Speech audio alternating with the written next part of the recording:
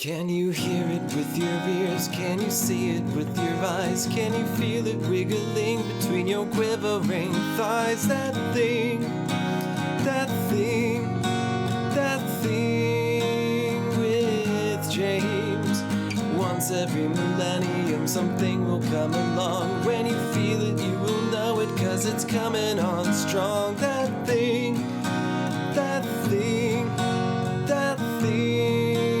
with James. Sit back, relax, deep breaths, no stress. Let me come inside your mind. I promise you it won't take long, the change will happen soon. You will feel something so special growing deep within you. That thing with James. That thing with James. That's me. Hi, welcome to episode, what is this? I think episode 19? Episode 19, probably, of That Thing with James J. Asher II. That's me! Okay. What's up? How's it going? How's your week been? Things going well? Life treating you okay? I don't know what to talk about, man. I don't know what to talk about. I wanted to talk about existential crises, and I still might, but I didn't get a lot of response. I posted a request on my social media for people's stories about their existential crises, and I guess either fewer people have them than I thought, or more people are unwilling to admit that they had an existential crisis at some point, or if they are still having one, or if they did and they do honor it, they just don't want to fucking tell me about it, which I don't blame them. I don't blame you. I did get some responses though. It was like, my questions were, have you ever had an existential crisis? Is it still going on, or did you get through it? What caused it? And you know, I wasn't looking for dirty details or anything, and I didn't want to put anyone on blast. I wasn't going to share anyone's name. It was just, if you got through an existential crisis, like what kind of triggered it? What was going through your head at the time? An existential crisis is not the same as a depressive episode. It's not the same as a depression. A depressive episode. It's a footage.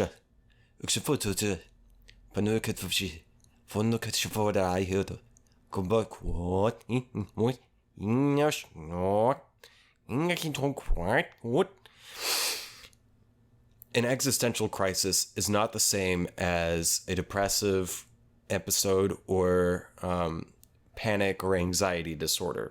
It's different. Those things deal with chemical imbalances and also trauma. Now, trauma can trigger an existential crisis. However, existential crisis is more of a philosophical problem. You know what? Fuck it. I'm going to talk about existential crisis because it's one of my favorite subjects. Maybe not the crisis part, but but it's telling. That's why I wanted to know, and that's why I asked for people's stories on social media, because I wanted to know what you learned through your existential crisis, because I've had several. I feel like it comes in waves. I don't know that it's ever going to be gone. And maybe that might be part of a different kind of issue. Maybe that might be part of anxiety. And I do have anxiety problems, but I manage it the best I can. And it's no small task. Like, I have to work my life around the anxiety. And I have to do things to keep it at bay. And part of that is recognizing my thoughts, obsessive looping thoughts of maybe how I fucked up or how I'm in trouble or, that sort of thing. It can be, if you have this kind of problem, chemical imbalance, and it can be easy to obsess over things and feel like, oh shit, I'm trapped, and just get stuck in a thought loop. It's a feedback loop. And it's not good. And it's also not real. And that's like the biggest challenge, is recognizing what's real and what's not real. Now, that being said, although that may come in hand with some people's existential crises, it is not itself part of the existential dread or question. The question, what is the question? Everyone's got a different question, but the general question behind existentialism is, what's the point? Why am I here? And so I wanted to get people's stories, and I got a couple responses, but nothing. No one really wanted to share their story too much. Just a couple of people, and I find it interesting. Maybe I wonder how many people wanted to share, because I know I asked on Instagram stories and I got like over 30 views and not a single response. Because when you post an Instagram story, you can see what users have viewed your video. You can see how many and who they were. And oddly enough, I'm getting a lot of Russian viewers. I'll put a pin in that, in the Russian fan base thing, because that's a different issue. That's a different topic, and man, it's been getting more prominent, more pronounced as time goes on over the past few months since I started this podcast, really. But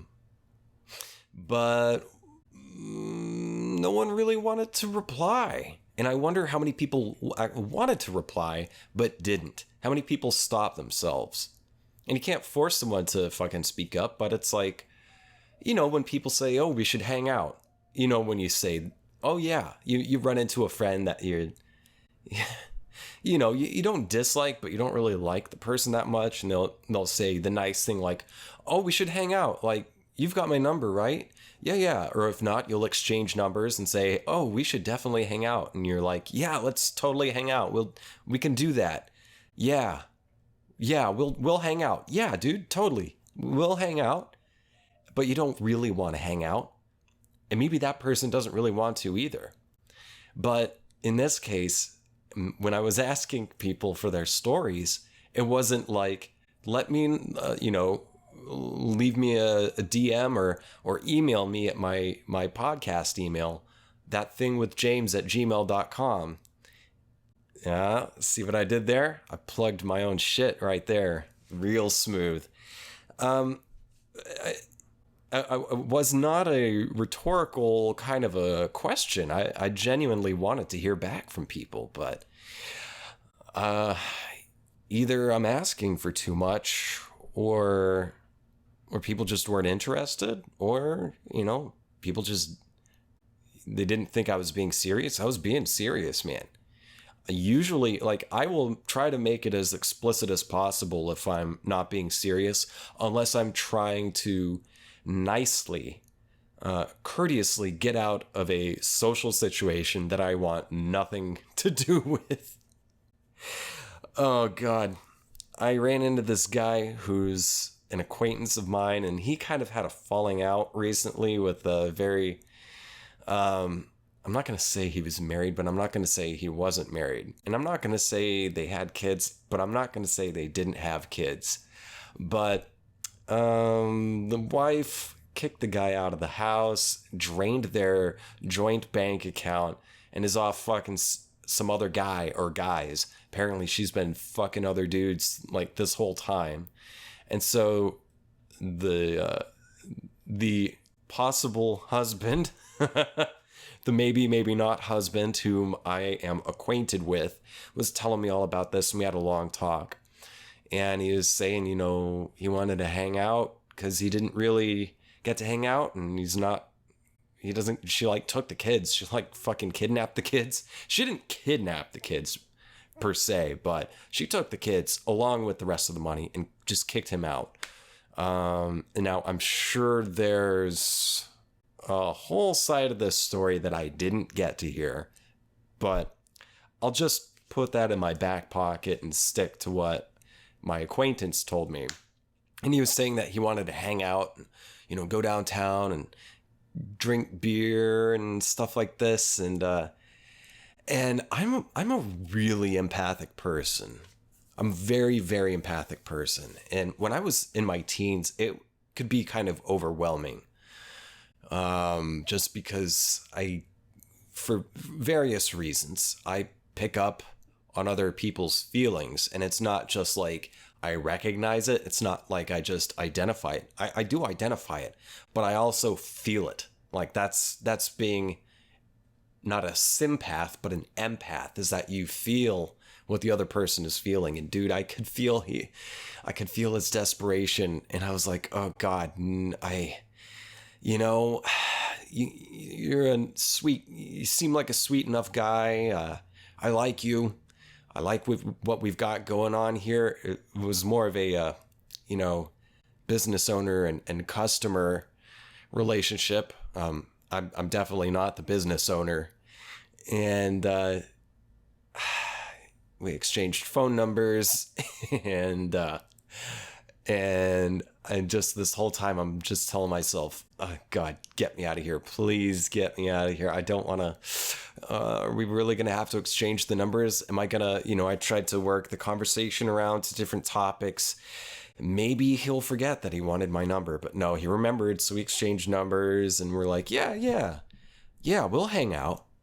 And then as soon as I walked out of the store and got back in my car alone, I locked my doors, and I looked around to make sure no one was around outside. And I said out loud to myself, ain't no fucking way I'm hanging out with that guy. Not right now. That guy's having a whole different kind of crisis than an existential crisis. And it was a crisis that I did not feel up to helping. Maybe that makes me a bad person. Maybe makes me a smart person, because, just no one was going to be happy. So anyway, existential crises. Let's talk about it. Let me read the replies that I did get here. I got a couple replies on my personal Facebook page. Okay. Give me just a second while I pull it up here. Okay, that's porn. I should keep that in my hidden folder. Okay, here we go. I'm not going to read these people's names, but I might read one, but I'm not reading this person's name. Here it is. My marriage to a narcissistic sociopath that is quite literally nearly identical to Dirty John. I have borderline personality. Sometimes an existential crisis is misdiagnosed as BPD. The stress and trauma of that experience brought out the worst of my symptoms. Feel free to message me if you'd like. Well, I mean, you said it right there. You said sometimes an existential crisis is misdiagnosed as BPD, and you said that you had BPD. So I'm sorry that you're dealing with that relationship, but that has nothing to do with what I'm talking about, person. Okay, when I ask questions, I'll tell you if I'm being facetious or if I'm being rhetorical. And when I ask a question, I demand people to read the question and to answer the question I asked. When people give me answers for questions that I didn't ask, why? I'm just being an asshole for fun. That sucks. But you said it. It's not an existential crisis. So it's not quite what I'm talking about. It's not quite on topic, but your topic, that sucks. My advice, get the fuck out if you haven't already. The way the response is written says that this person has a narcissistic, sociopathic husband. Who diagnosed that? And who diagnosed you? Is this all self-diagnosis? Have you both seen professionals? If something is just completely dysfunctional in the relationship, if you're being abused and gaslighted, I've been in a relationship like that. I have. I've never been married, but I've been in a relationship that kind of devolved into devolved into gaslighting and other things. It was two people. It was one person desperately trying to get their life together, i.e. me, and another person who was having a really hard time with their mental health and other traumas. That's as much detail as I'm going to give, but you got to get out. If you're still in something like that, you just get out. I know. I can't just get out. We have kids. We have bills I don't know how I'm going to afford. I don't know this. I don't know that. I understand that. But when it's some kind of like extreme fuckery, emotional and psychological fuckery going on in a relationship, those hesitations, those concerns about how am I going to get out, those are valid. However, they should be secondary. Get the fuck out by any means necessary. That's what I say. If you're in a dangerously toxic relationship, get the fuck out. Get out. Just go. Don't overthink it. Make sure you've got like somewhere to land, some help, some support, but get the fuck out. That's it. But again, it's not an existential crisis, and I'm having an existential crisis because no one wanted to talk to me about existential crises. It's a big thing. I think more people have it than they admit. Maybe more people have them than they realize. And I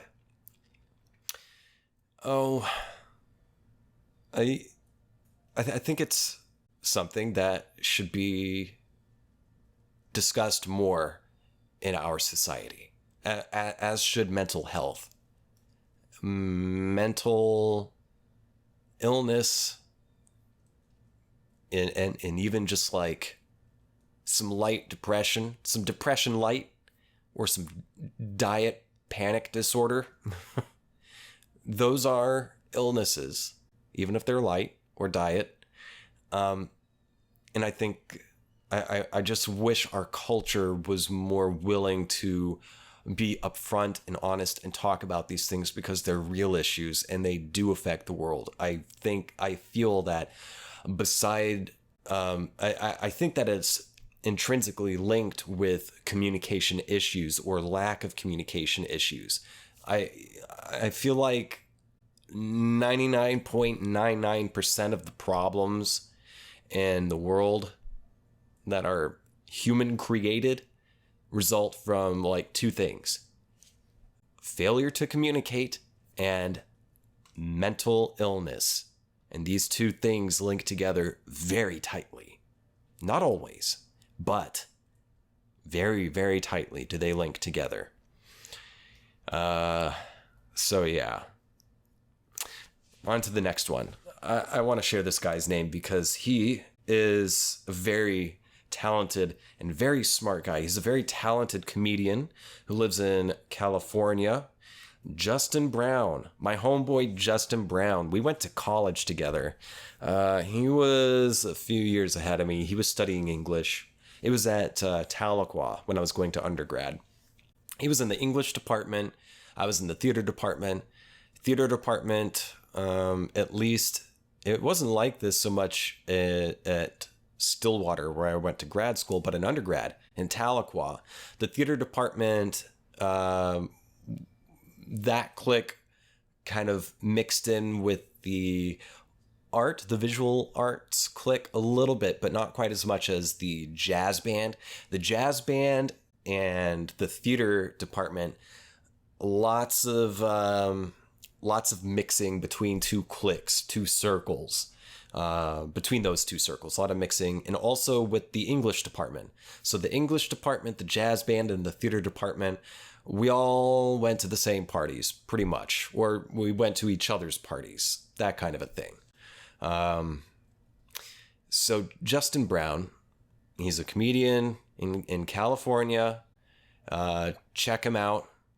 Stand up, good guy, really fucking smart. I remember one time I was going to a party at a theater party, and I was walking from my dorm over to my friend's house, over to Dan's house. And that's where all the parties were. We're at Dan's house. And man, we partied hard. We partied hard and often. It was fun. A lot of people would turn up. Good parties. I miss those kinds of parties. Just because you get older, I don't see any reason why you should not get to party anymore. You know, part of American corporate fucking propaganda cultures, you know, kind of kills the idea of partying. You think, oh no, I gotta be serious now. You know, and while there's other cultures where music and song and dance are all part of the cultures, and those people tend to have, you know, maybe they live a bit longer, maybe they're a bit happier, maybe they get along together better than we do here in the States. And maybe that's because we lack this communal culture of the party.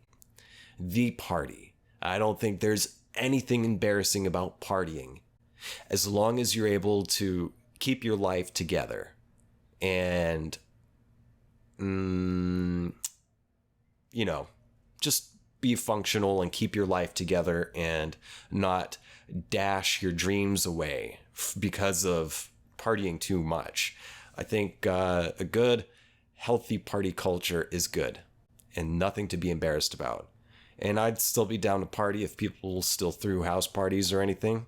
I'd go, man. I love parties. I love dancing. I like to get my drink on. I don't drink nearly as much as I used to. I don't really drink at home anymore at all. I do every now and then, but not much. I used to drink a lot, but not so much anymore. But in a social situation, if it's part of the situation, fuck yeah. Hell yeah. I'll tie one on. I'll tie a few on. Put some bells on. Dance. Sing. Have a good time. Get loud. Use even more curse words than I do. Yeah. Partying's good. Well, back in undergrad, I was walking to a party at Dan's house. I was walking from the dorm on the way to Dan's house, maybe a half mile away. And along the way, I just spotted Justin standing in the doorway of a house that was like halfway between me and my destination. And we spotted each other at the same time. And Justin had in his hand a bone as thick as my thumb. And by bone, I mean a marijuana cigarette.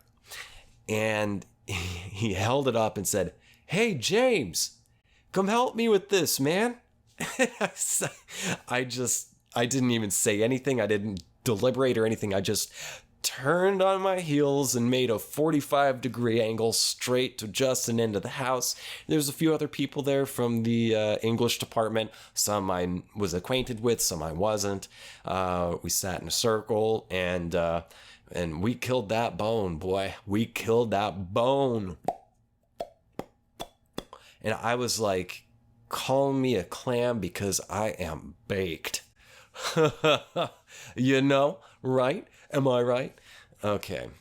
I've been saving that since like yesterday. Call me a clam because I am baked. Or like call me a potato because I'm twice baked. I don't like the potato one. I like clam. Calls me a clams because I'm baked. It's got more alliteration to it. The call me a clam cause I am baked. Also, I had taken a Xanax. I don't know where I got the Xanax. I think like a friend gave me it just, because they were generous. They gave me a Xanax. Like, before I went to the party, I was like, I'm going to take this. I'd never taken a Xanax before. And I learned that night I fucking hate Xanax. Hate it. It just, I didn't remember anything. I blacked out. And I don't like that. I don't like the feeling. It's scary to not remember anything. However, I do remember I smoked the joint and I just got real twisted. And I said my goodbyes and my thank yous, and I headed toward Dan's house to the party. And I get to the party and I didn't drink anything. I had soda. I didn't have any alcohol. I was just like, I've had too much of everything. Enough. Okay. I'm just going to sit here. And I don't remember anything except for some pictures that I saw maybe a couple weeks later. And also I remember staring at the wall in the kitchen for an inordinate amount of time. Some people say I just stood there literally 1 foot from the wall, facing the wall, staring at the wall for 30 minutes. I say maybe it was 10 minutes because you guys weren't sober either. So the pictures I mentioned, Dan and his roommates, they took pictures of the party, and I saw some pictures and I was like, I don't remember that. And they were like, oh yeah, that's the night you were staring at the wall. And I said, what? They're like, yeah, you stared at the wall for 30 minutes. You were standing like right up on it, staring at it for 30 minutes, not talking to anybody. And then you turned around and you sat down in the love seat in the living room and just watched everybody for like 2 hours. You just sat there, not speaking, just watching everybody. And there was a picture of me sitting there looking quite content in that chair. And I'm a little, there's regret. I have regret that I did not remember the experience of sitting in that chair. Because if there's anything I really enjoy in life, it's just feeling even, feeling nice and calm and serenity. That's what I want to achieve in life. I also want to drink some water, so I'll be right back and I'll get on to Justin's response to my existential crisis question. Do, drink your water. Do. Hydrate. This is a message from That Thing.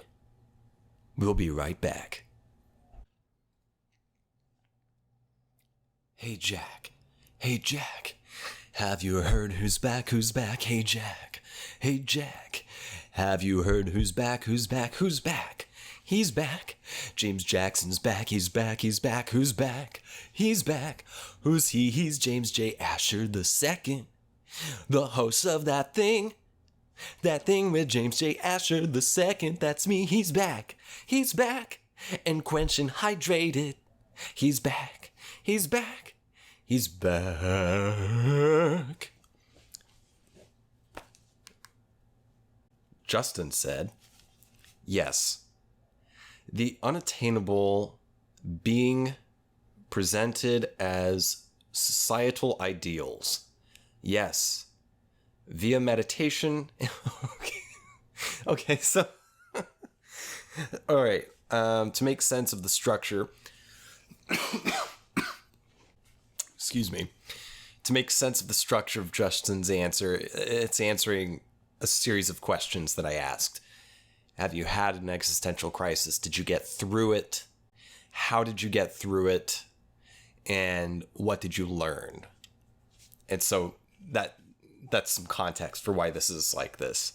So Justin said, yes, the unattainable being let me reread this. The unattainable being presented as societal ideals. And yes, via yes, he had the existential crisis because of those. And yes, he got through it via meditation and reading koans. And then he goes on to say, existence is not human-centric despite our vantage point. Like I said, Justin is one smart cookie. And I agree with everything he said in that answer. Wholeheartedly, 100%, I agree with it. And that's what I do too. That's part of the thing with me dealing with the existential question, the existential dread of what is my life? What am I doing here? Is there such a thing as a purpose? Do I have a purpose? Why am I here? What's the point of my existence? What is my existence? You know? Why don't I just end it right here, right now? What's the point? And also getting through it with meditation and koans.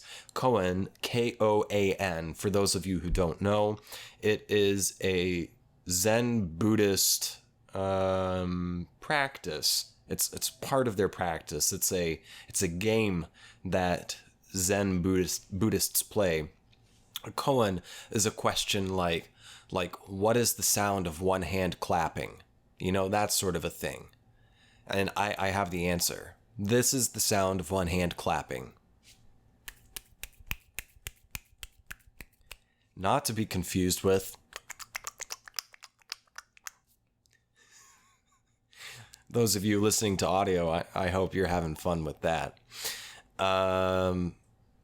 Yeah, so the unattainable being presented as societal ideals. Let me unpack that. I didn't ask him to unpack it just because I didn't think of it until right now. So I think I'll unpack it because I have my own experience, my own interpretation of that concise sentence. When I was 17, I went to a therapist for the first time. Psychoanalyst. I forget if it's, I always get confused between, is it psychologist or a psychiatrist? This was a person who talked to me. It was therapy. It was talk therapy, but this lady was also able to prescribe medicine. I was prescribed a low dose of Lexapro. And I sometimes wonder if I should still be on it. I don't know. I definitely feel a lot better now than I did in my late teens. I went in there because of a potential self-harm issue. I don't want to go into much more detail than that. I already feel like that's too much detail. But yeah, that was kind of the thing that spurred me in there. But I had a lot of other questions and concerns weighing on me. And I don't remember this first meeting. I've got a little story about this first meeting, and I don't remember if it's 100% accurate or if I just made it up, but I think it was essentially true because this conversation did essentially happen. It did happen this way. I told her that I think I'm depressed. I think I have anxiety and I think I'm depressed. And she said, why? Why do you think that? And I told her my reasons why. And there were a few more personal ones I don't want to share with you. But the big thing that I ranted about, is also just as important to me as like the personal stuff I was dealing with. Loss, a premature loss of a family member, and some other things. That was definitely part of it. But beyond that, there were other issues that had been weighing on me for quite some time. Those issues being, what the fuck point is life? Like, what's the point of life? Dude, I wonder if I can find this here. I wrote about this. Give me just a second. Maybe I might have to cut this short some. Okay. Here it is. So this is essentially... Here it is. This is essentially the conversation I had with my therapist. I said thought I was depressed and had anxiety, and she said, why do you think that? And among other things, my big reason was this. The reason I think about dying so much is that I can't help but wonder, is there anything more to life, or is this it? Some days I'll drive an hour to the mall in Tulsa just because I'm bored. I'll find a place to sit and watch people. I find people extremely interesting. I like to try to read what their situation is, like I'll make up backstories for them, and I can tell, especially with couples, what their relationships are like. And it's almost like I can read their minds. I know I don't actually read their minds, but I feel like I take on other people's emotions, like I literally pick up other people's feelings, like an empath. I can feel exactly what they're feeling, and it gets a little intense sometimes. Well, anyway, this is all going on while I'm watching people walk around the mall, and I start to wonder about their lives and what they're doing with their lives. Do they realize that they're going to die someday? While they walk around this consumerist hell buying things they can't afford, do they realize that they will die? They use credit cards to pay for all this expensive shit they don't really need, and this stuff might make them happy for a short time, but it's not going to leave them feeling fulfilled when they're on their deathbed. But still, they pay for this shit with their credit cards, and they go into debt over these expensive things that don't offer any kind of value to their soul. And they live the rest of their lives in debt. And they get jobs that they hate so they can pay off that debt. And they work their whole lives for empty gifts. So you're born, you go to school, you learn the rules of the game, how to be a good citizen, how to be a good consumer, and you get a job to pay for an overstock of valueless goods, even though you barely make enough money to pay for the essential things you need in order to live comfortably, and then you die. I don't know how that makes you feel, but it terrifies me. I get panic attacks thinking about what a prison life is. I don't know if I believe in God. I do know, though, that I don't believe there is any inherent meaning or purpose to life. I think that you create your own purpose and meaning. And that's nice to think about, but what the hell good does it do me? I'm about to graduate from high school, and I feel like I'm about to have to enter a life of slavery. That's why I think I'm depressed. That's why I think about death so much. I feel trapped. I looked to see if my therapist was still with me. She was. She said, "So you're an existentialist?" I said, "What's that?" She said, I want you to look it up on your own. I think you'll learn about some people who felt the same way you feel. I don't think you're as depressed as you think you are. Blah, blah, blah, blah, blah. Maybe she didn't say I wasn't as depressed as I thought I was, but the message I remember that I took away was that. It wasn't so much that I was suffering depression. I was exhibiting symptoms of some anxiety, panic disorder, but as far as depression, not so much. That was more existential stuff. I had no idea what existentialism was. I'd never heard of it before until my therapist told me about it, and I started reading about it, and I fell in love.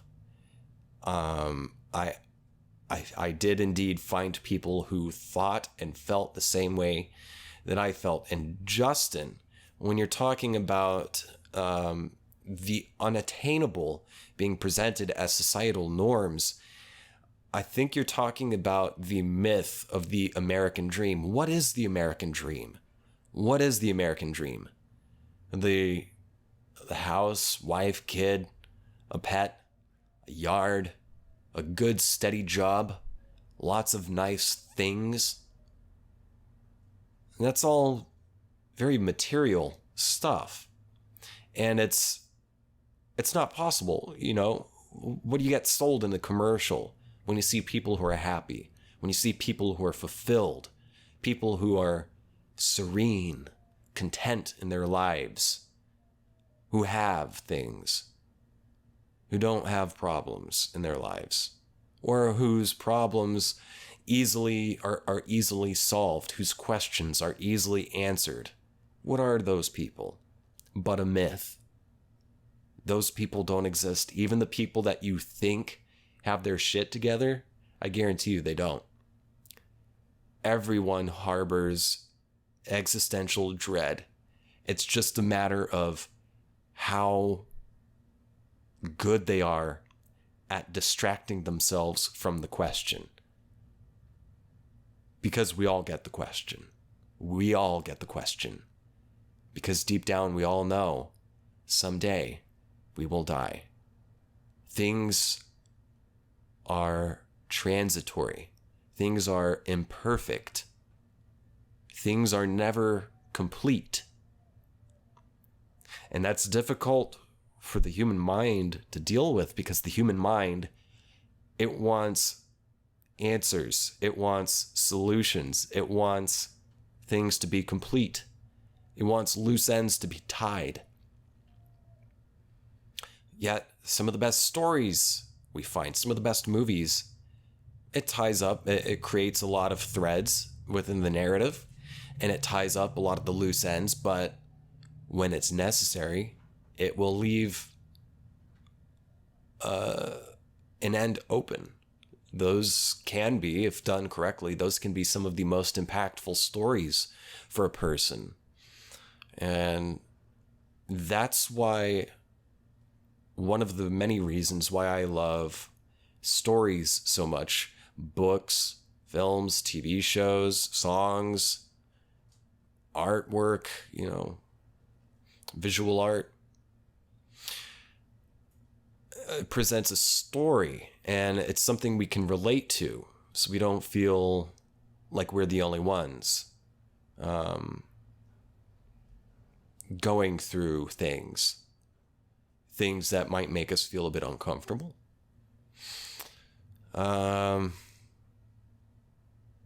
So existentialism is a big subject. Albert Camus is a writer who's thought of as an existentialist. Kierkegaard,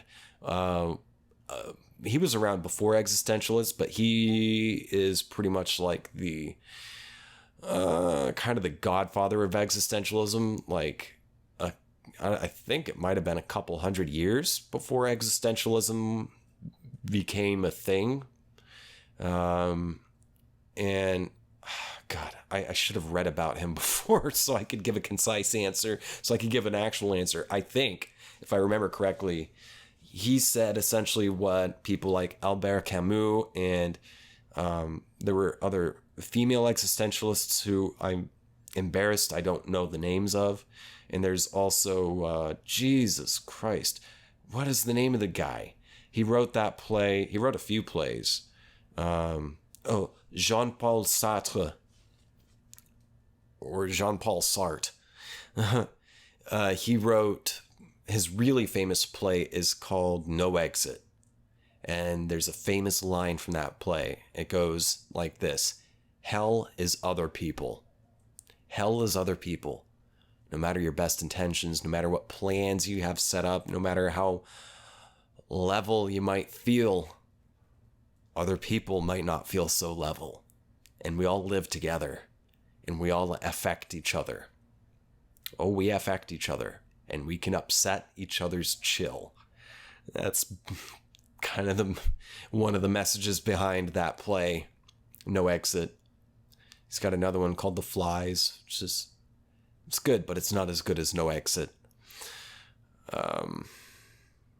But yeah, I started thinking about this stuff. See, I grew up Catholic, and when I was a kid, I literally believed that there was a heaven and that there was a hell, and that if I did sin, if I did sin enough, I would go to hell, and that was scary. It was a very real thing for me, and I did believe that there was a conscious, human-like, micromanaging God watching my every move and judging me. A judgy, micromanaging God watching and judging me. Yeah, I believed that stuff.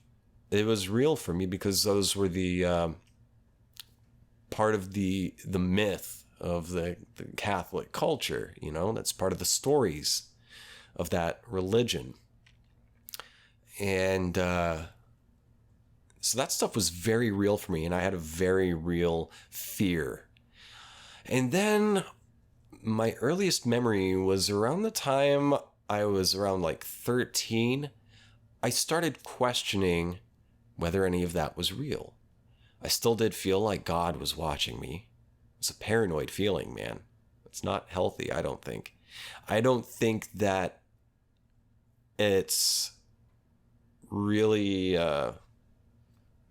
what's the word I'm looking for? I don't think it's super noble to have to threaten people with punishment to get them to do good deeds. I think that if you're going to do good deeds, you should, a truly good deed is done not in hope of avoiding punishment because you're still trying to achieve something for your own selfish need. A truly good deed is done simply because you know it's the right thing to do, and you know it's a good thing to do.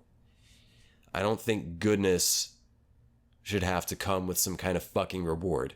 Goodness should be practiced simply because it's good. You should expect no reward for it.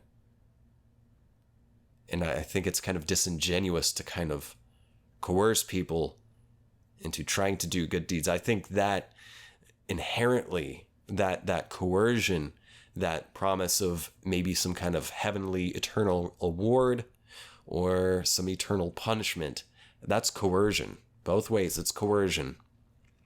And I think that creates an inherent disingenuousness in the practice of doing good deeds.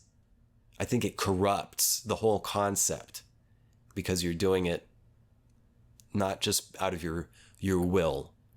You're not willing to do it just because you know it's right, you know? I think I've said enough about that for now. But, so I still had these paranoia, these fears, these Catholic fears and Catholic guilt. And, but I started questioning things when I was 13. It just something didn't sit right with me.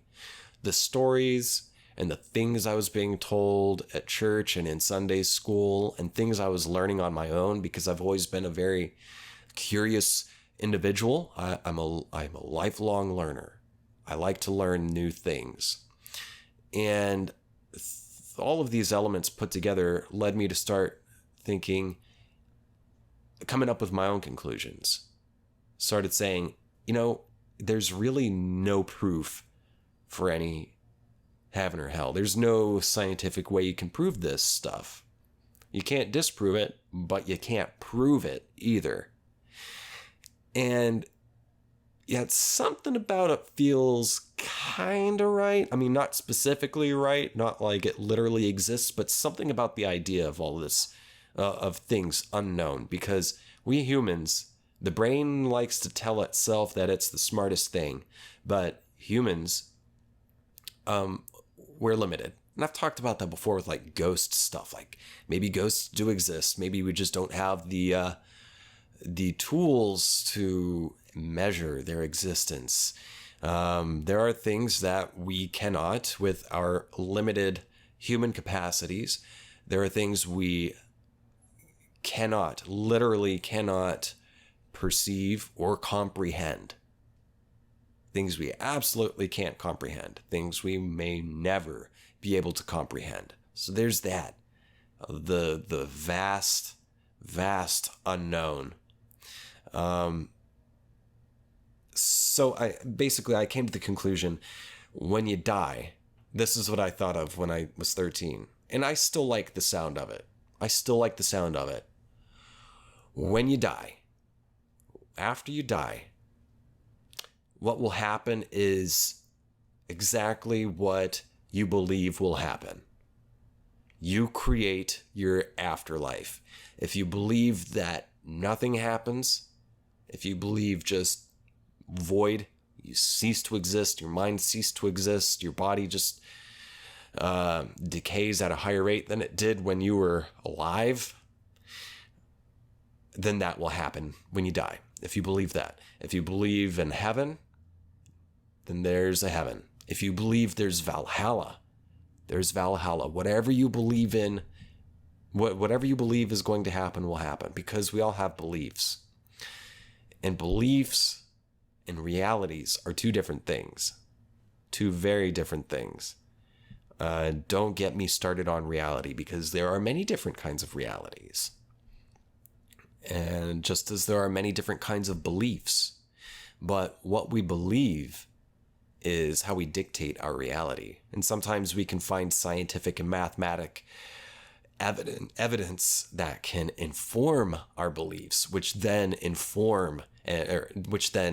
create our realities. But essentially, what you believe is what you perceive. Ooh, I like that. What you believe is what you perceive. And so I started thinking about that kind of stuff when I was about 13, and I've never stopped thinking about it. And essentially, existentialism essentially says there is no inherent point or purpose to life. So there's nihilism. There is nothing. Nihilism is the idea that we are all nothing. We are void. We barely exist. Atoms don't touch. Unless I've been misled, I believe that the space in atoms, like 1% of an atom is matter.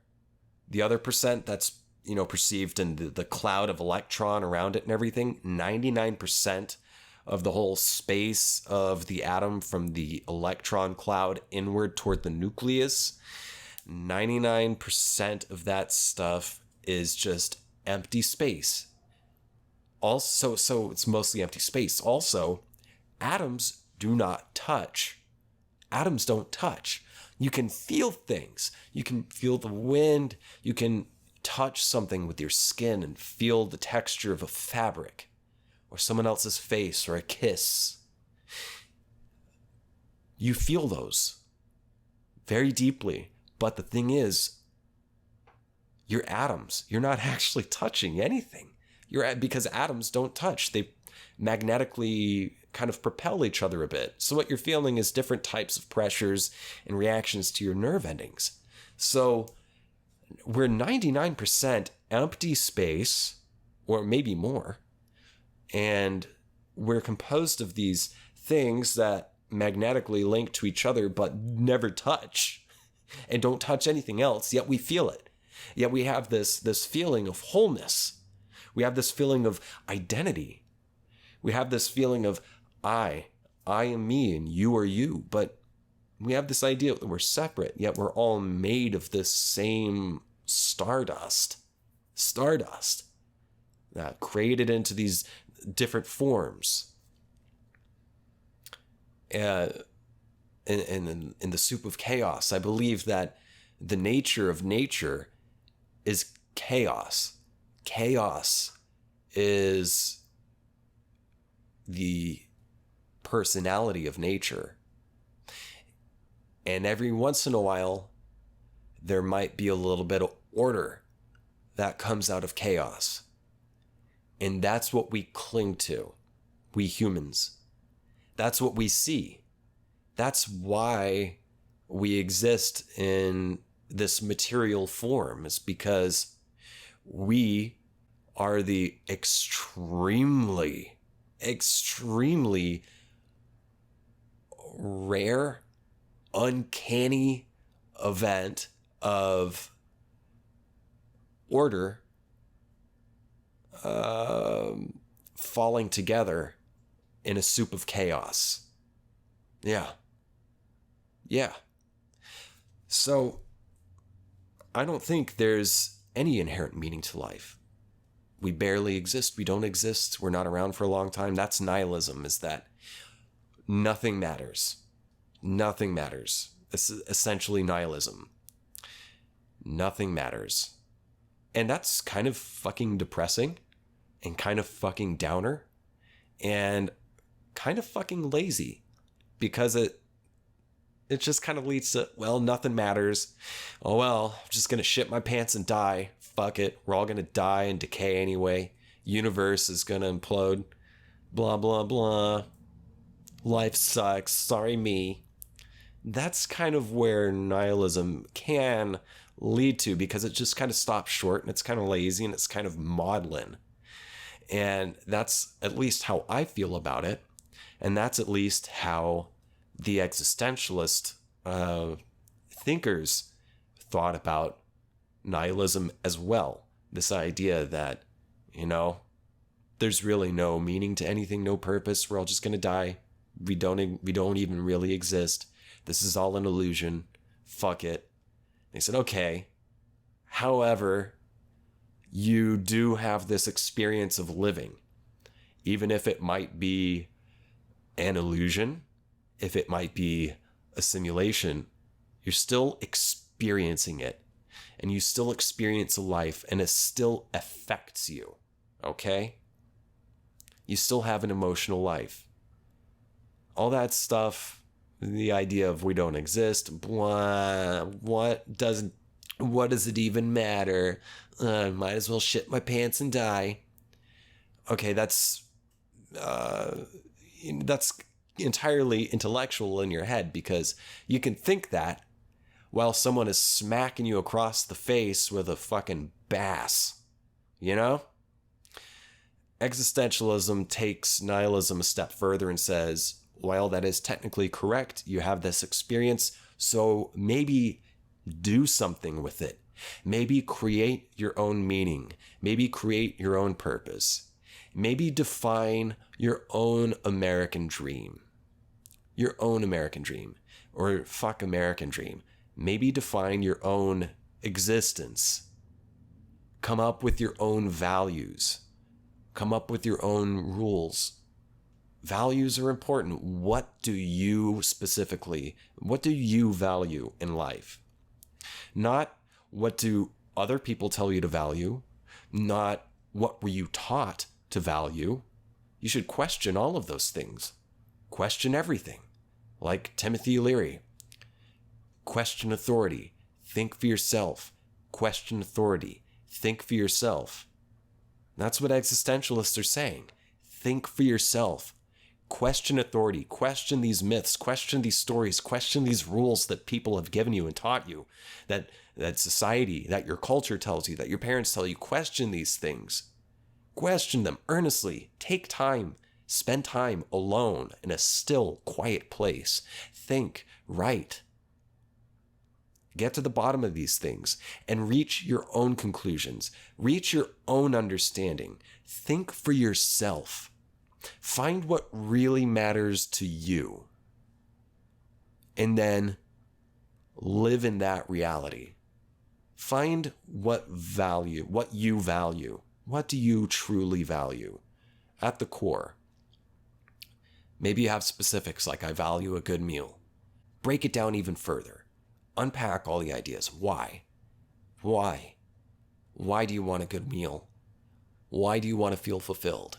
Why do you want safety? Why do you want to feel comfortable?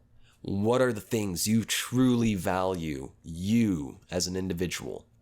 Even though we are all at the same time one, we still have this individual experience ourselves. And that's part of Buddhism. Zen Buddhism especially, is really big on this sort of thing, saying we all are one. We are all part of a singular consciousness. And I believe that as well. I think that makes sense to me. It rings true in the core of my being. The idea that everything, we are all part of a singular consciousness that at the same time experiences itself as a myriad of other subjective individual consciousnesses. I believe that. I really do. So we have this experience of individual, and we have this experience of collective. Buddhism, the idea is non-duality. Non-duality is the idea that I am me and you are you, and there is light and black. There is day and night. There is being and there is non-being. Zen Buddhism talks about non-duality, and kind of one of the things that can happen when you're sitting. And that's another thing. Their meditation is called Zazen, Zazen. And they don't really talk about it. They don't like to call it meditation. You don't do meditation, because when you try to do meditation, you're already thwarting your own efforts because you're trying to do something. No, they call it sitting. And then there's sitting meditation and walking meditation. But, depending on the teacher or the writer, they might just leave out the words meditation. They'll say walking or just sitting. In one of the games you can play when you're just sitting still, and it's kind of yogic. Zazen has a certain posture. You keep your spine straight. You fold your legs into lotus position, or you can sit in a chair with your knees 90-degree angle, feet flat on the floor, spine as straight as possible, shoulders squared but relax, chin kind of tucked so your neck is straight and everything. So you still got some natural curvature to your spine, but it's straightened out quite a bit. And you sit in this Zazen yoga position, essentially, is what it is. It's a yoga position. And you sit and just be. And at some point during that experience of sitting, you might experience non-duality, which is essentially you stop thinking and you start being. And you can't describe being, because as soon as you try to describe it, as soon as you try to think about it, you're not doing it. Being is being in action alone, and that's it. So basically, you sit in this posture and you sit with your breath. There's a hara. They say there's different games you can play. One is counting your breath. You count to 10 and then start back at 1 1, 2, 3, 4, 5, 6, 7, 8, 9, 10, and then start over 1, 2, 3, 4, 5, 6, 7, 8, 9, 10. And you can count your in breath and your out breath, like 1, 2. And you don't force the breathing. You just breathe naturally. And when you do that, breathe in 1, breathe out 2, or you can count a whole breath cycle as 1, 2, but you don't try to control it. You just let it happen naturally, and you just watch it without controlling it. And eventually, in doing so, your breath will naturally deepen without your having to meddle with it. It'll naturally do it just by watching it, just by observing. That's the thing, is observing. That's the game, is becoming an observer, just being and being aware. That's mindfulness, essentially. So you can count the breath. You can read koans. Koans are kind of absurd questions that Zen Buddhists may ask students or each other. They're absurd questions to which there are no answers. There are no answers, or if there is an answer to the question, it's an absurd answer. And the whole idea is basically to just disrupt your thinking pattern. Whatever track your mind was on, being approached by a koan, a good one, can disrupt your thinking. And it kind of knocks you off track. And for even just a split second, you're in non-duality. You're in no-think, is another thing they call it. No-think. You're knocked off from your thinking, and you're just kind of dumbfounded, and you're not thinking. Yeah.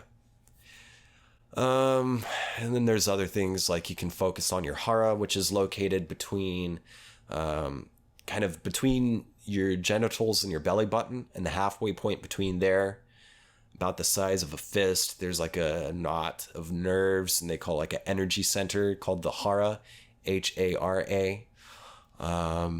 So when you're doing zazen, you can focus your attention, your awareness on your hara while breathing, and just be aware of it. And that's it. And just sit, or just walk, go for a walk. And still, similar thing. Be aware of your hara. Observe your breathing. Observe things going on inside you and outside of you. And yeah. And I feel like those things help deal with some of the dread that can come with the questions, existential dread. I feel like I've got loose ends here, and I don't feel like wrapping them up. So I'm just going to wrap the show up. So that's it. Go forth and do good deeds. Be good, my friends. Think for yourself. Question authority. Live your own life. I love you all. Thank you for listening. Oh, before I forget. If you're watching this on YouTube, please hit the subscribe button and select the bell next to the subscribe thing. Subscribe to my channel, hit the bell so you're notified when I upload these videos. Also, please like the video if you like it, and leave a comment. That helps me. If you want to help support this show, you can donate. You can become a monthly donor at my Patreon, patreon.com/ThatThingWithJames. You can donate as little as $1 a month or more if you like. I have many different subscription tiers, donation tier options. Let's see what else. You can find me on social media at James J. Asher. You can visit my website, jamesjasher.com, if you want to hire me for some kind of acting thing. For any reason, my agent's contact info is on my website on the contact page. I've also got some stuff on the blog. I don't fuck with the blog very much, but I've got some stuff that I've written there before. You'll have to go deep, though, because I've mostly been posting these new episodes when I publish them. Again, if you want to donate, patreon.com/ThatThingWithJames. Let's see, what else? What am I missing? All this information will be in the description. Thank you again for listening and or watching. I love you all very much, and I will see you next week. Bye.